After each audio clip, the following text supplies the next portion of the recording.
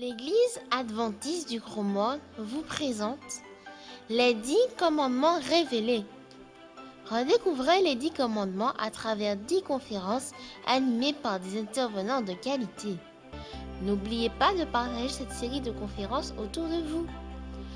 Tout de suite, votre programme, les 10 commandements révélés. Une très bonne écoute à tous.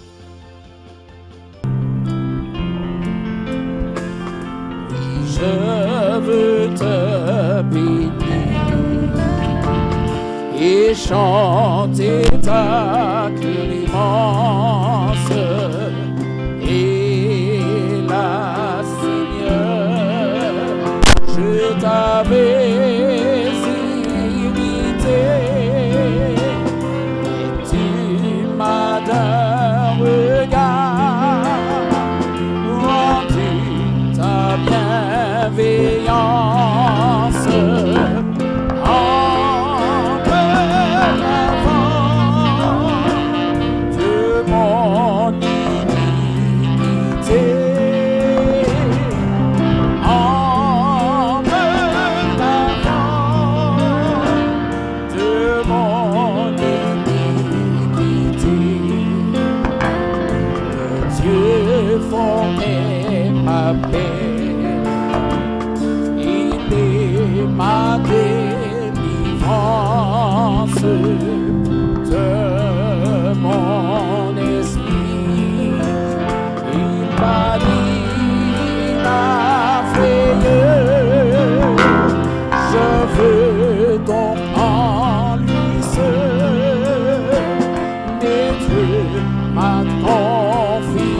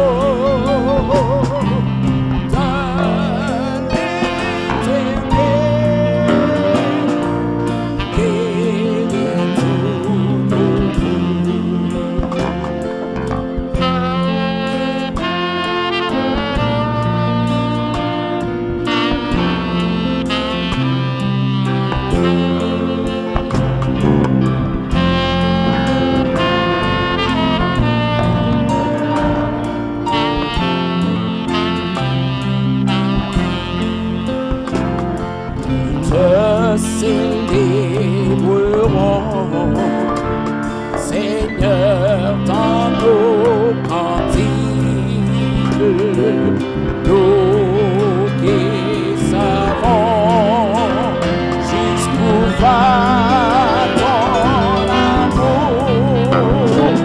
Tu fais pour tes enfants des choses magnifiques.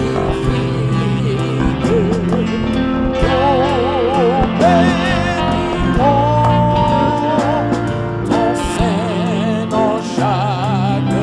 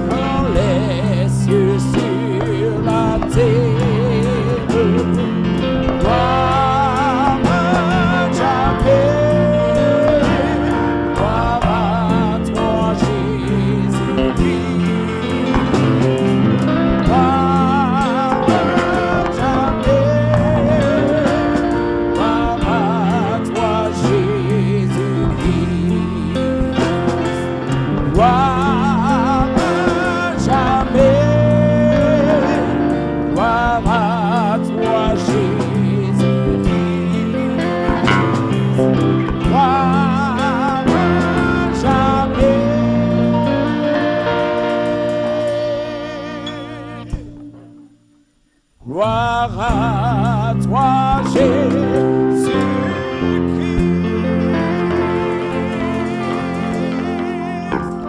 Les 10 commandements révélés. Tout de suite, le 5e commandement sera présenté par le pasteur Patrick Luciat. Très bonne écoute à tous. Bonsoir à tous.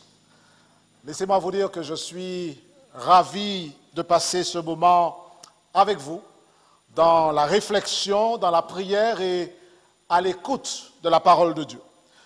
Je suis convaincu que Dieu continuera de nous parler ce soir et je prie que tous ceux qui écouteront ce message, trouveront une parole d'encouragement, une parole qui interpelle, une parole surtout transformatrice. Je vous invite à incliner la tête avec moi. Nous voulons demander au Seigneur de nous préparer à recevoir sa parole.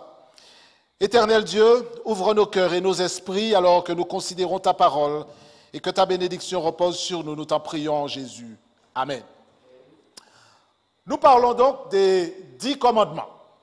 Quand on dit les 10 commandements, vous savez que dans l'esprit de certaines personnes, la seule chose qui apparaît tout de suite, c'est un film qui date des années 50 et qui est un véritable chef-d'œuvre cinématographique et c'est la seule référence qu'ont ces personnes. Ces personnes ne connaissent pas l'origine des 10 commandements, ils n'en connaissent pas les ressorts ni les implications pour vous et pour moi au quotidien et dans l'éternité, mais ils ont cette image en tête. Mais laissez-moi vous dire une chose.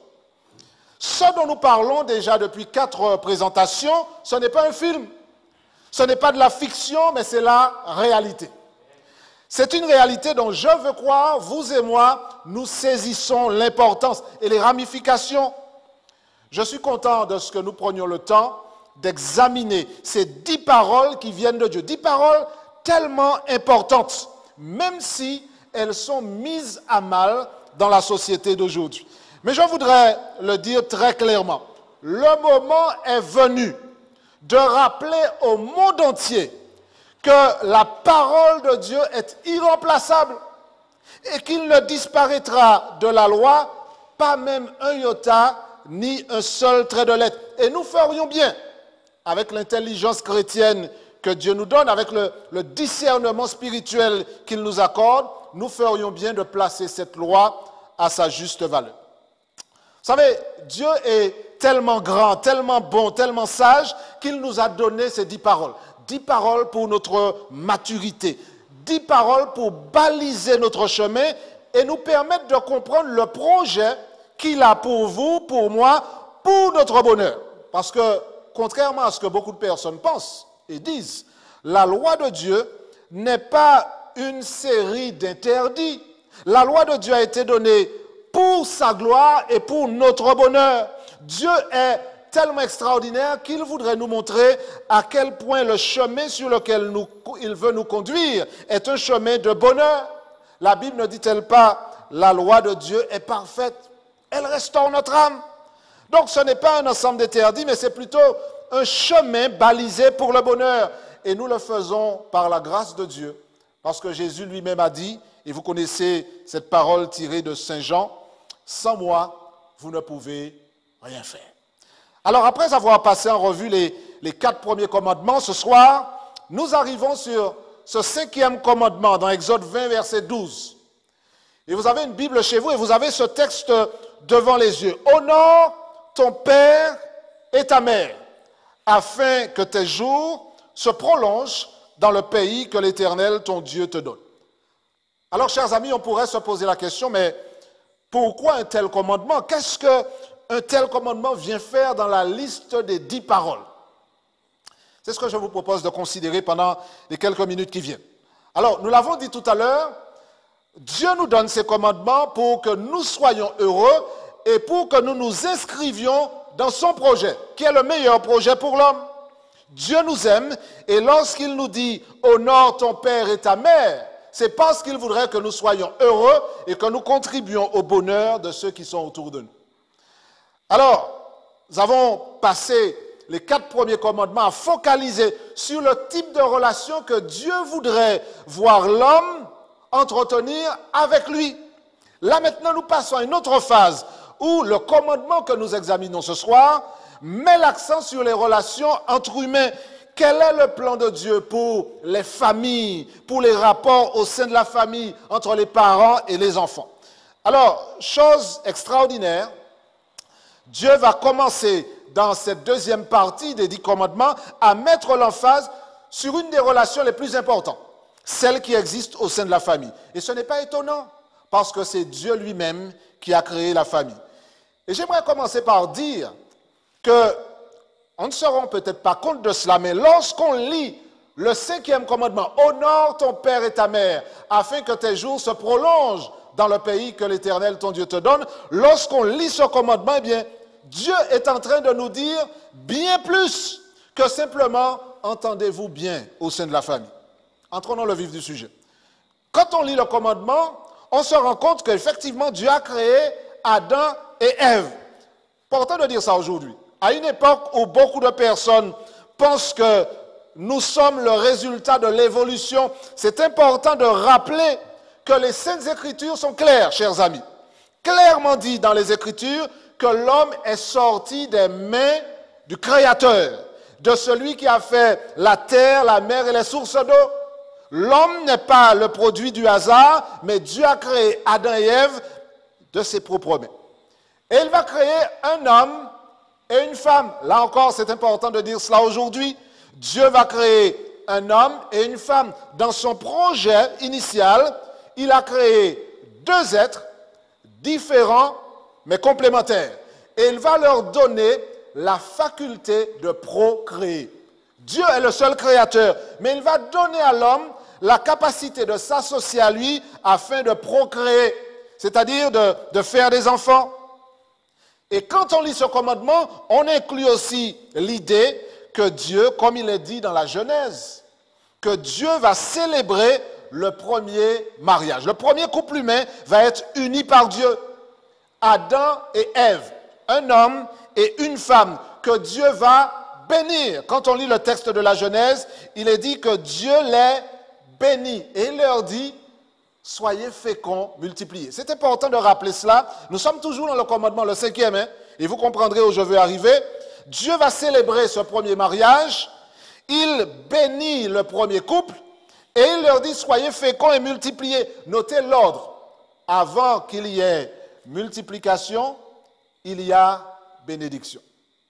Le projet de Dieu, c'est que l'homme et la femme puissent entrer dans le cadre qu'il a prévu, qu'ils reçoivent sa bénédiction et ensuite qu'ils continuent le travail en étant féconds et en multipliant. Dieu donc va donner à l'homme la faculté de créer une famille à travers la procréation. Alors, chers amis, comprenons bien une chose. Lorsque Dieu crée l'homme, il ne crée pas simplement un homme, mais il crée un homme qui peut devenir père.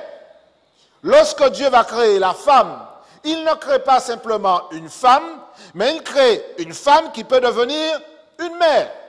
Et les deux reçoivent de Dieu le privilège de créer avec l'intervention de Dieu. Ils vont donc être en mesure de procréer. Nous sommes donc là au niveau du projet de Dieu pour la famille humaine. C'est très important de poser cette base. Parce que si je lis le 5e commandement, et que je découvre que Dieu dit « honore ton père et ta mère », je peux tomber dans le piège en considérant que ce commandement est simplement donné pour que les gens comprennent qu'il ne faut pas se chamailler dans les familles et que les enfants doivent simplement respecter les parents. Sommes-nous en train de dire que le 5e commandement s'adresse uniquement aux enfants?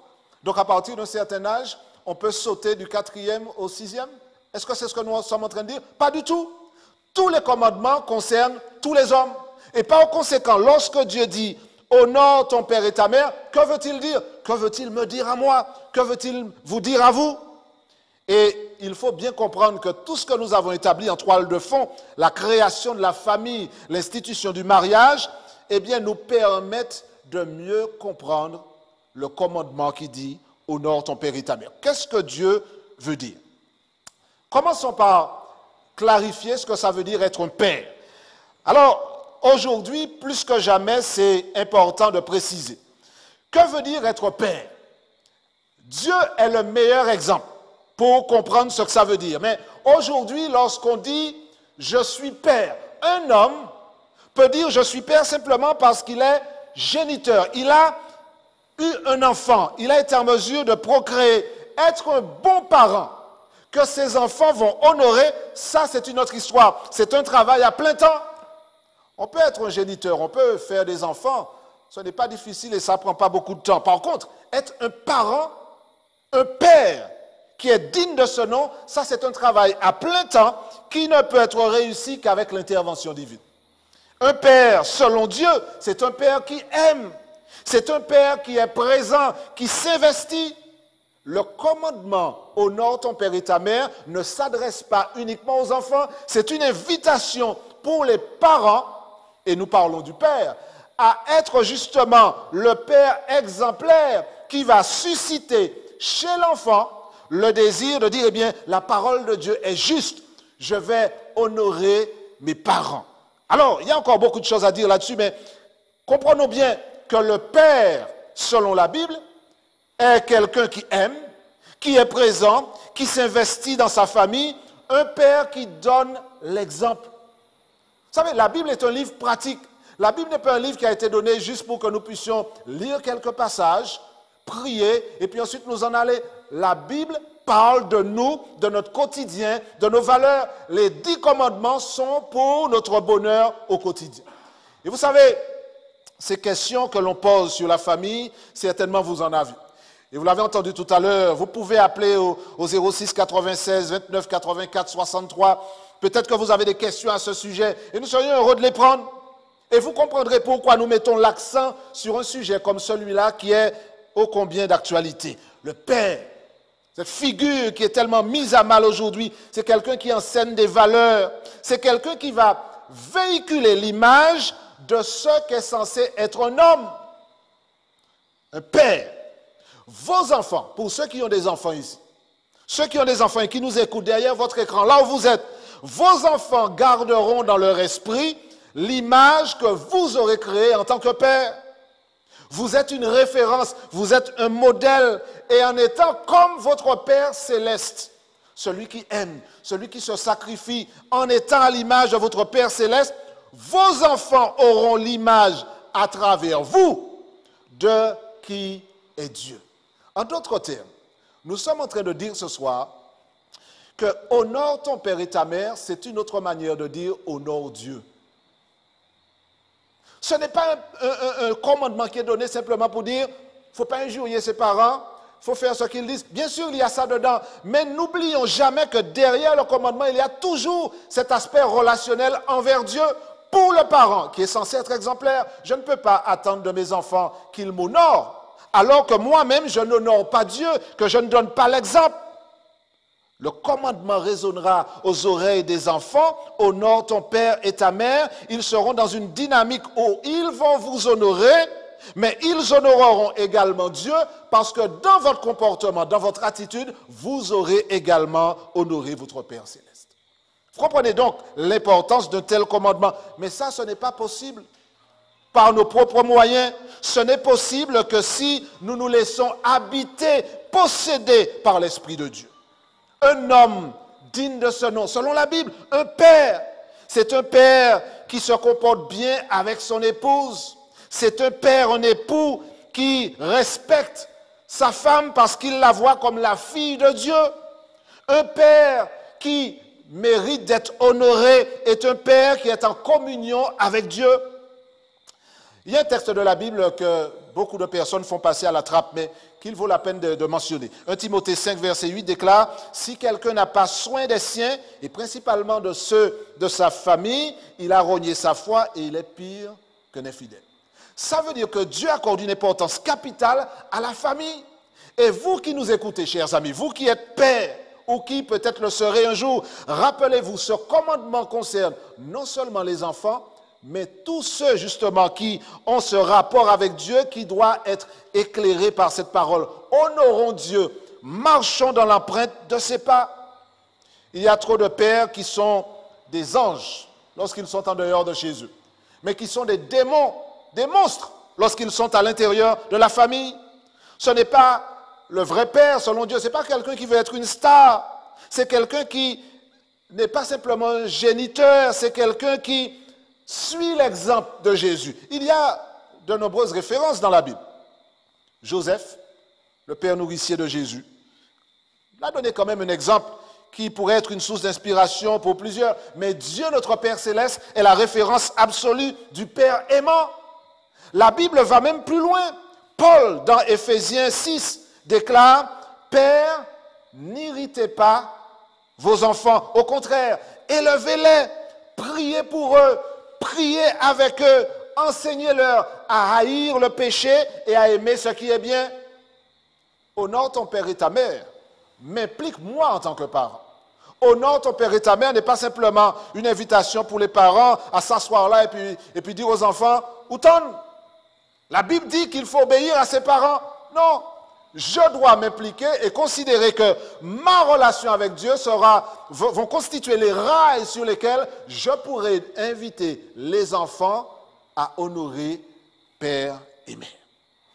Alors, c'est important de préciser tout cela parce que le commandement peut très facilement être mal interprété. D'ailleurs, le texte dit bien « Honore ton père et ta mère ». Qu'est-ce que ça veut dire être une mère selon Dieu? Eh bien, c'est exactement la même chose que nous venons dire à propos des pères, mais que nous pourrons simplement appliquer aux mères. Être une femme vertueuse, une femme aimant Dieu, une femme consciente de sa valeur et qui donne dans sa manière d'être, dans sa manière de parler, dans sa manière de s'habiller, dans sa manière d'entrer en relation avec les autres, qui donne clairement le message d'elle sait qui elle est, elle sait à qui elle appartient et elle sait où elle va. Ça, c'est la mère selon Dieu. Et lorsque le commandement dit « Honore ton père et ta mère », c'est aussi une invitation pour les mères à être exemplaires. Alors, c'est vrai que les mères ont une touche particulière. Ce sont les mères qui portent pendant des mois dans leur sein l'enfant que plus tard elles vont accoucher. C'est la mère qui va allaiter l'enfant. Il y a un lien particulier. Et ce n'est pas par hasard que l'image de la femme est utilisée dans beaucoup de métaphores bibliques. Mais la mère qui veut s'appliquer ce commandement, ce 5e commandement, doit s'appliquer à être un exemple dans le foyer, à être une femme selon le cœur de Dieu. Alors, je rappelle qu'il est très difficile d'exiger des enfants ce que nous ne faisons pas nous-mêmes. C'est très facile pour les parents, du haut de leur autorité parentale, de dire « fais ci, fais cela ». On demande aux enfants de manger bien, d'aller dormir, de ne pas faire telle chose, de ne pas regarder telle autre chose, de prier, d'étudier la leçon. Mais nous-mêmes, on ne les fait pas nécessairement. Honore ton père et ta mère est une invitation pour nous, dans une société aussi malade que la nôtre, d'être des pères et des mères exemplaires. Sinon, nous perdons en crédibilité. Et nous ne facilitons pas la tâche aux enfants pour qu'ils mettent en pratique le commandement qui dit « Honore ton père et ta mère ». Donc, nous comprenons bien, chers amis, que « Honore ton père et ta mère » n'est pas un commandement destiné aux enfants et qui ne concerne pas les adultes.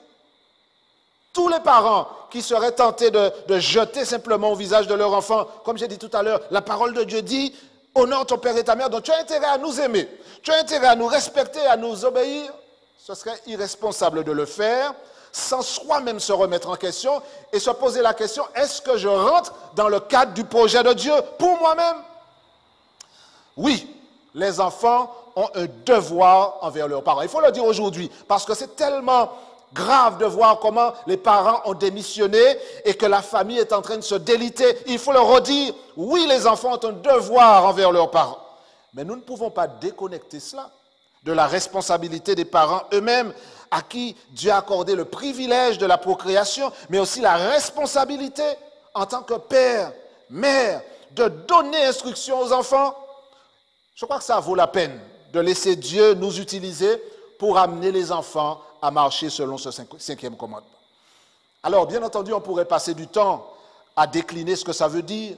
Des parents qui ne sont pas dans le favoritisme, qui ne privilégient pas un enfant par rapport à un autre, des parents qui ne sont pas dans la dureté, dans l'hypocrisie, qui ne font pas de démarches où il y a seulement des reproches et jamais de compliments, Des parents qui n'oublient pas de faire le culte de famille, de converser avec les enfants, d'être à l'écoute. On pourrait dire beaucoup de choses.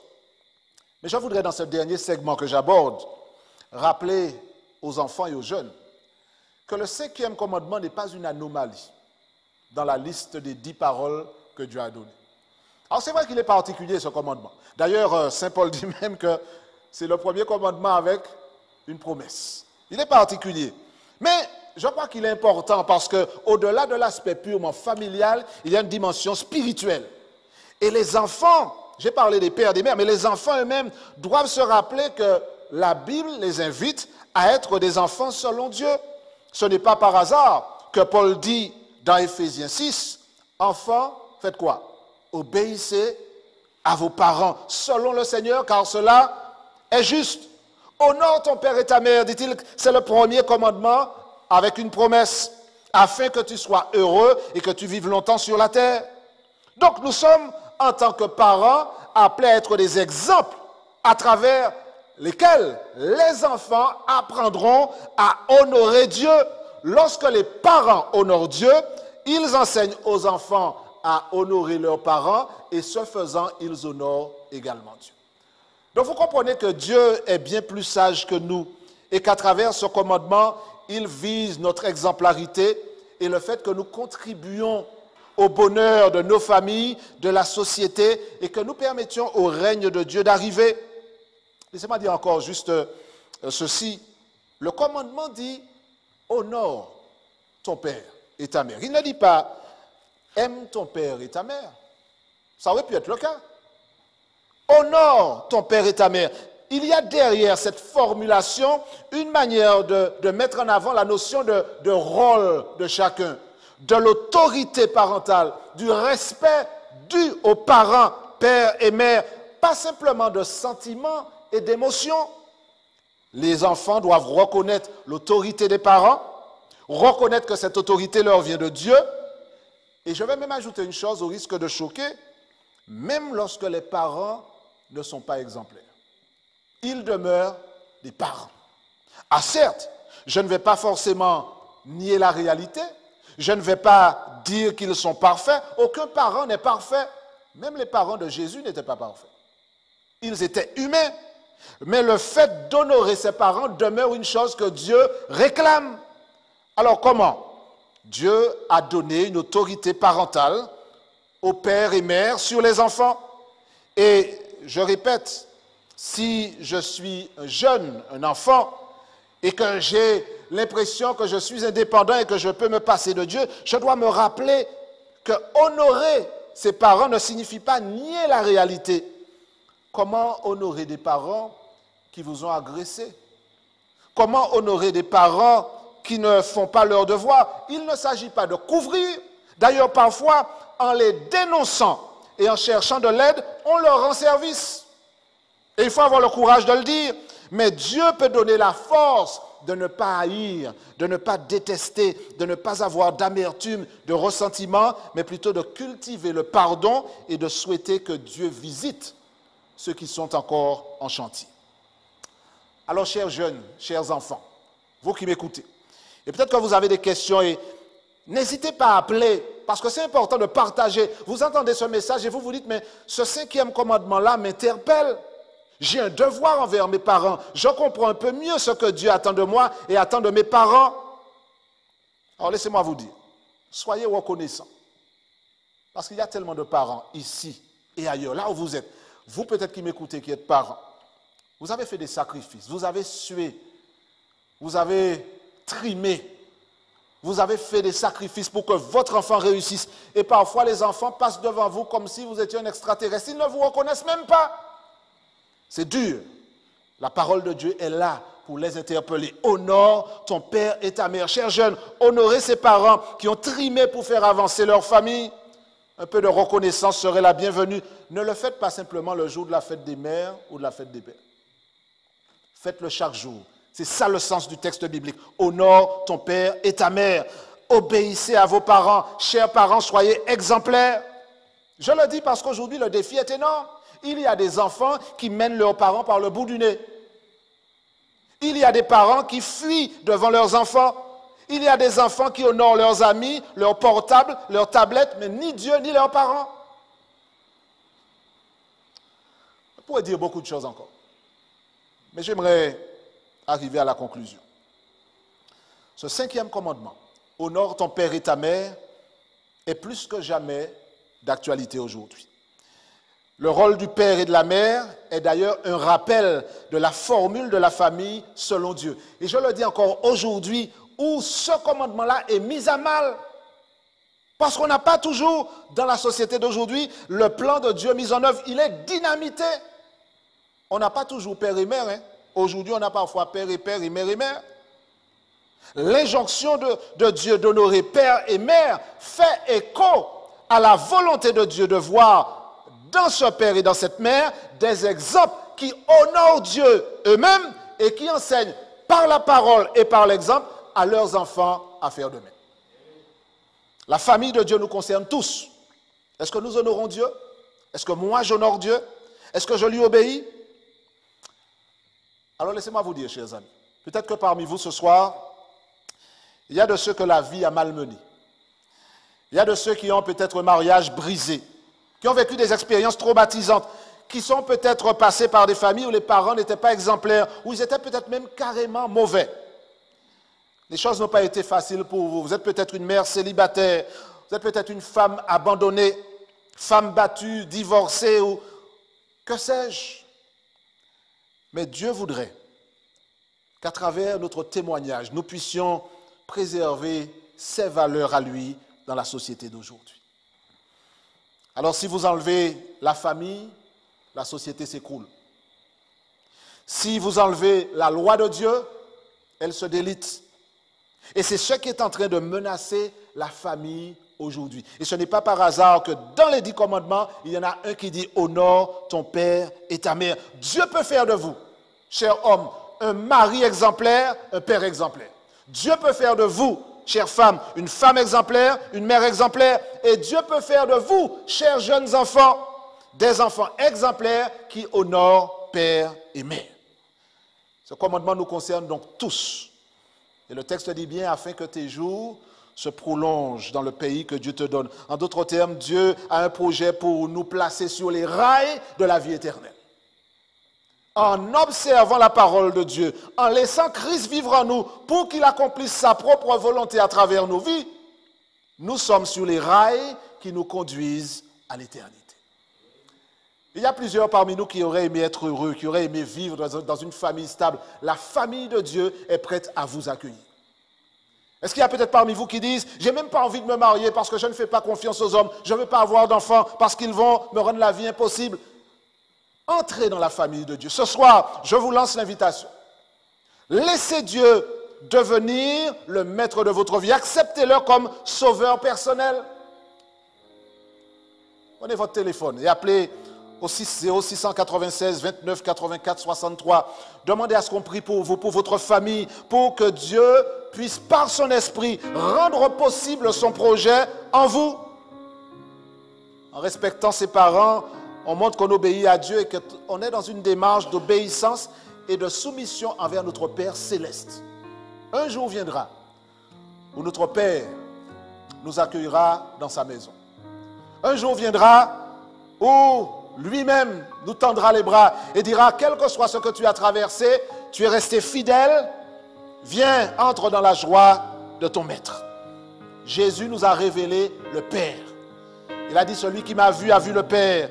Et la famille selon Dieu, c'est celle où Jésus a la première place.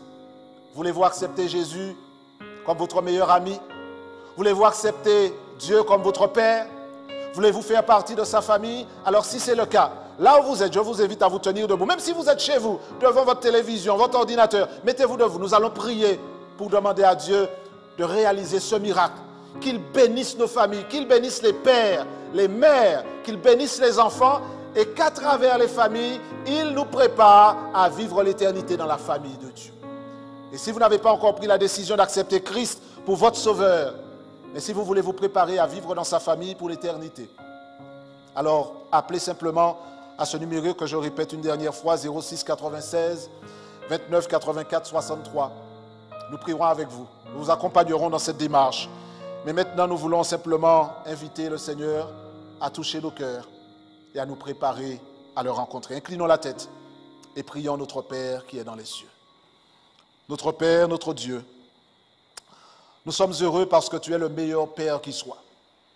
Nous n'avons pas toujours été exemplaires, Seigneur. Nous n'avons pas été les pères modèles, les mères modèles, les enfants modèles que tu aurais aimé voir. Mais à travers ce 5e commandement, Seigneur, tu ne nous dis pas cette 5e parole pour nous empêcher d'être heureux et de faire ce que nous voulons. Tu nous donnes le cadre dans lequel tu voudrais nous voir entrer dans cette relation avec toi et les uns avec les autres, de telle sorte à nous préparer à vivre avec toi pour l'éternité. Alors Seigneur, je te prie pour chaque famille où il y a eu du trouble, des difficultés. Je te prie de ramener l'harmonie, le respect, l'obéissance, que les jeunes puissent honorer leurs parents, que les parents puissent honorer Dieu et que tous ensemble puissent se préparer à vivre l'éternité avec toi.